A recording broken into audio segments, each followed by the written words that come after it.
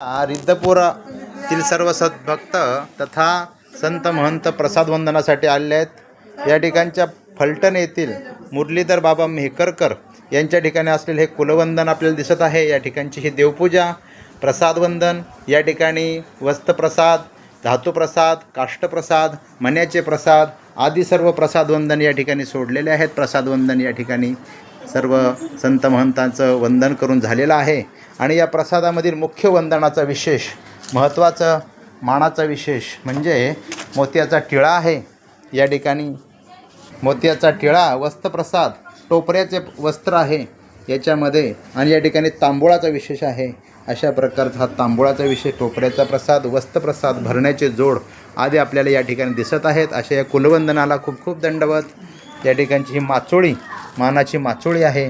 या ठिकाणी भोगरामची मूर्त आदी वंदन, या वंदनाला खूप खूप दंडवत। आदरणीय पूजनीय श्री बाबाजी मुरलीधर बाबा मेहकरकर आणि या ठिकाणी त्यांच्या या आसनावर असलेलं हे वंदन, या ठिकाणी असलेल्या वंदनाला खूप खूप दंडवत। या ठिकाणी भव्य दिव्य असं क्षेवण, या ठिकाणी भव्य दिव्य क्षेवण आहे, हातामध्ये बसत नाही अशा प्रकारचे तव्याच्या आकाराचे एक मोठा चपातीचा तवा, अशा प्रकारच्या तव्याच्या आकाराचे क्षेवण या 16.5 तीर्थाचे विशेष आहेत।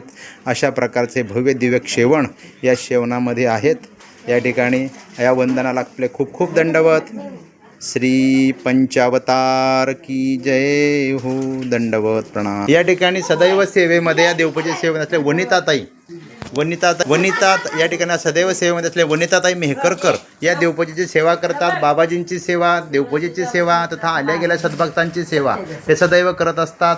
खरोखर यांच्या सेवेला धन्यवाद आहेत, दंडवत आहेत, खूप खूप दंडवत। सदैव सेवेमध्ये दक्ष असणाऱ्या या ताईंना खूप खूप दंडवत। या प्रसादाला, या परिवाराला दंडवत, सर्वांना दंडवत।